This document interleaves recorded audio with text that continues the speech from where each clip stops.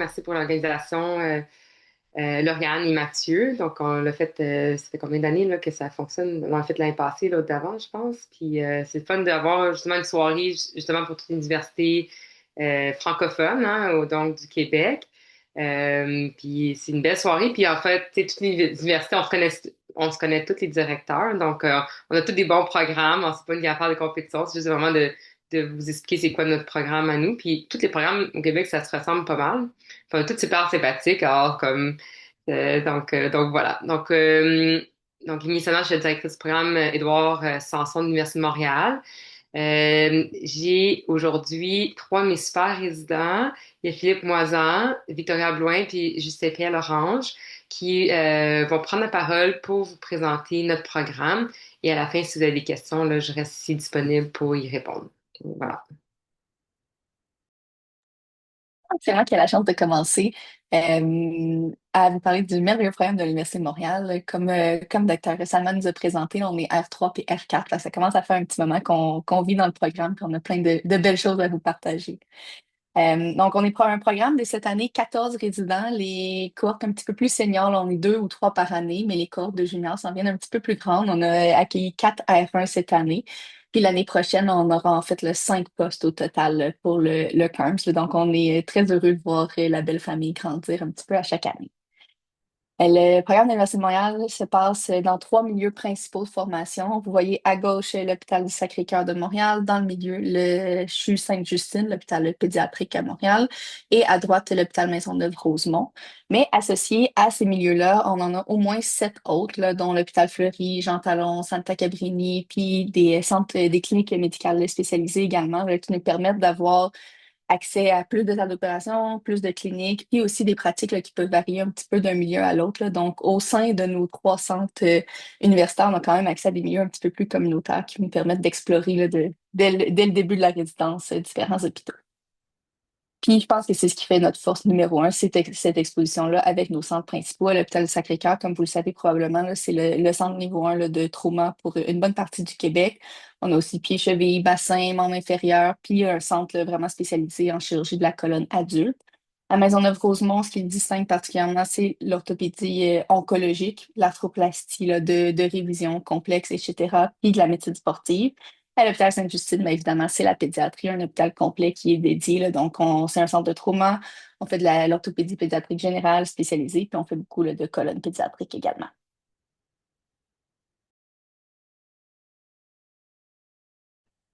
Alors, je pense que c'est moi qui présentais ça. Victoria, alors pour c'est ça, présenter un petit peu le processus académique là, dans notre programme, Philippe Moisan, R4 d'orthopédie à l'Université de Montréal. Je commence par me présenter. Alors, la première année de résidence pour les R1 est une année de tronc commun qui contient une période de bootcamp orthopédique où nouveaux résidents vont vraiment aller d'un hôpital à l'autre. Pendant leur mois, vont faire les trois hôpitaux où ils vont être vraiment toujours jumelés avec un autre résident pour apprendre un peu les fondements du milieu, apprendre les techniques. Une période de bootcamp de fondements chirurgicaux, il va avoir vraiment avec tous les résidents en chirurgie dans tous les programmes, ils vont apprendre toutes sortes de techniques chirurgicales, les nœuds, les techniques de dissection, faire des chirurgies sur des cochons, des trucs comme ça. Deux périodes d'arthroplastie à Maisonneuve-Rosemont, deux périodes d'orthopédie trauma adulte à Sacré-Cœur, l'orthopédiatrique, et aussi deux périodes de trauma en chirurgie générale où le nouveau résident va être vraiment dans l'équipe de trauma de Sacré-Cœur, donc l'équipe qui est chargée de la réanimation des patients traumatisés graves qui arrivent à l'urgence. Puis aussi ben, d'autres stages, donc soins intensifs et une période de chirurgie vasculaire aussi.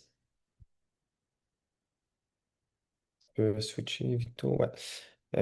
Ben pour la deuxième année, le tronc commun en deuxième année, il y a beaucoup de périodes en orthopédie. Hein. Fait que 11 périodes sur 13, c'est toutes des périodes en orthopédie. Et les stages qui vont aller avec ça, c'est une période de soins intensifs traumatologiques, donc la nuit. Donc, ils vont faire la garde avec d'autres résidents à Sacré-Cœur pour tous les patients en trauma aux soins intensifs. Une période de chirurgie plastique aussi, où ils vont faire principalement la chirurgie de la main aussi. Fait que, vraiment une bonne exposition à ce niveau-là aussi. Et de R4 à R3, R4, R5, vraiment juste des stages en orthopédie, où ils vont passer toutes les spécialités chirurgicales avec des options de faire des stages en région, des stages électifs dans les milieux de leur choix, et aussi des stages de recherche s'ils poursuivent une maîtrise, un PhD ou autre projet personnel d'intérêt qui sont assez communs dans notre programme pour ceux qui sont motivés à le faire. Pour ce qui est de l'enseignement, on a la chance d'avoir 2 demi-journées académiques par mois où vraiment toute l'après-midi va être dédié à réviser un sujet, donc présentation par un patron spécialisé dans le sujet, présentation aussi de cas qui est l'idée par un résident. Des demi-journées, ceci étant dit, qu'on suit souvent par des rencontres entre résidents, des activités sociales où on va tous se rejoindre, aller euh, dans des endroits, là, faire des activités sociales par la suite. On a aussi des réunions matinales, plusieurs jours par semaine, journal club qui sont soit de jour ou qui peuvent être parfois le soir avec des partenaires de l'industrie où on va discuter de sujets plutôt controversés, réviser la littérature, et des journées à chaque année où on a des professeurs visiteurs qui sont invités de partout dans le monde pour venir parler de cas controversés, discuter avec les résidents et partager un peu leur expertise locale sur des trucs qui sont un petit peu plus nichés. Pour ce qui est des activités académiques, ben c'est ça, une photo là ici en bas à gauche, vous voyez un journal club où on était dans un restaurant à Laval, je pense, puis on révisait là, avec Dr Rouleau un peu les indications de prothèses d'épaule inversée, prothèses anatomiques. Et notre première collaboration interuniversitaire en haut à droite avec l'Université McGill où on a eu l'opportunité d'être invité au Golden Bone Cup cette année où c'était une compétition d'ostéosynthèse, refit de fémur distal. Ici, ben, les réunions académiques du matin où tous les résidents sont dans le bureau des résidents, on discute de cas complexes. Et par la suite, en bas à droite, où on voit une journée du professeur visiteur où tout le monde est habillé chic et on est avec un professeur de sports où on discutait de cas intéressants. Là, on sortait du restaurant après la réunion. Il y a aussi quelques fois par année des laboratoires de dissection, des laboratoires d'arthroscopie. Donc ici, on était au laboratoire d'Artrex où on pratiquait nos techniques d'arthroscopie, de ligaments croisés antérieurs. On a une technique sur épaule en bas à gauche et aussi les laboratoires de dissection où les résidents en troisième année vont pendant 8 semaines, je pense, dans les laboratoires d'anatomie de McGill disséquer là, un cadavre, là, vraiment de la tête aux pieds, faire tous les abords chirurgicaux, toutes les techniques de leur choix, vraiment de pouvoir les pratiquer là, sur un spécimen. Et ben, les dry labs, donc en haut à gauche de la semaine passée ou de la semaine passée, en fait, le laboratoire d'arthroscopie, épaule, genou, puis aussi les laboratoires de prothèses de genoux, le robotique qu'on avait fait avec l'équipe je me rappelle plus, je me rappelle plus, je pense que c'était l'équipe de Striker en haut à droite. Ouais. Fait qu'il manque pas d'opportunités d'enseignement et d'activités avec vos collègues, avec vos professeurs, ça c'est certain. Je passe la parole à Justin pour parler de recherche. Oui, bonjour. Donc, moi, c'est Justin Perlahan. Je suis R3 également à l'Université de Montréal. Donc, côté recherche, fait qu'à l'Université de Montréal, en fait, souvent, on va encourager les résidents vont devoir compléter ou tout de moins avoir un manuscrit pendant un projet pendant la résidence. Par contre, pour ceux qui veulent pousser un peu plus loin, pour ceux qui ont un petit peu plus d'intérêt en recherche, il y a la possibilité vraiment de moduler le curriculum un peu selon leurs besoins. Donc, quelqu'un qui veut seulement faire des projets ici et là, prendre quelques journées ici et là de recherche pendant chaque période, c'est possible. Quelqu'un qui décide de vouloir prendre des périodes de recherche pendant leur résidence, c'est également possible. Il y a également la possibilité pour ceux qui le désirent, que ce soit faire justement une maîtrise pendant la résidence. On a il y a la possibilité, en fait, Victoria et puis moi, on est des exemples de ça. Puis également pour ceux qui veulent pousser encore plus, faire le programme clinicien-chercheur, faire un PhD, le programme est très flexible pour accommoder justement les gens qui veulent le faire. Donc pour ça, je pense que c'est un- un aspect très positif justement de l'Université de Montréal. Prochaine diapositive.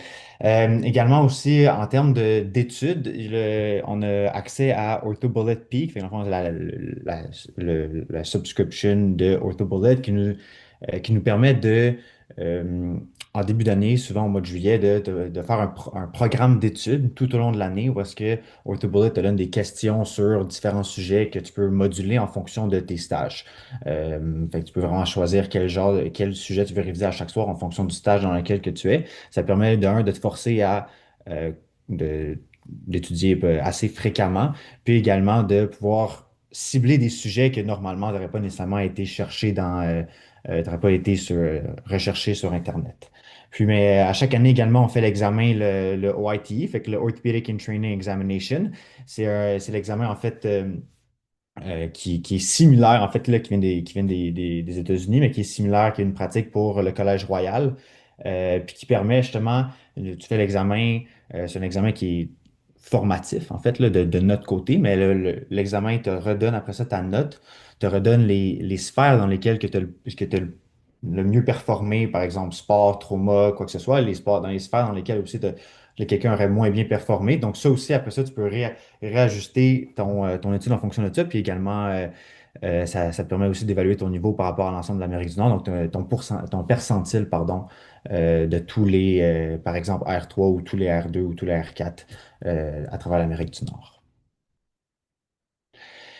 Et par la suite, justement, l'exposition privilégiée, on parle souvent d'un ratio 1 pour 1 avec les patrons en clinique, en salle d'opération, puis des salles assignées au R1. Comme on a mentionné tantôt, oui, on a 3 centres, on a 7 autres centres satellites là, qu'on appelle associés à ça. Ça fait en sorte qu'on a beaucoup de salles d'opération à combler. Ce qui fait en sorte que malgré nos, nos- la quantité de résidents qu'on a dans le programme, tout le monde est souvent soit un à un avec les patrons en salle d'opération.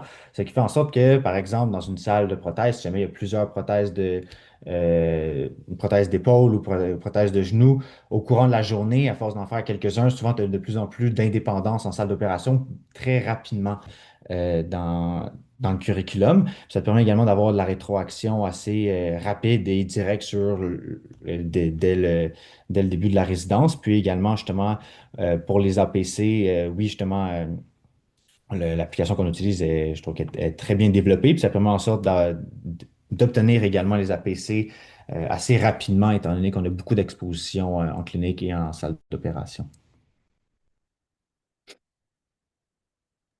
On a parlé de beaucoup de caractéristiques et de points forts du programme d'orthopédie de l'Université de Montréal, là, qui sont absolument tous vrais, puis qui fait que je referais le même choix si j'étais à votre place.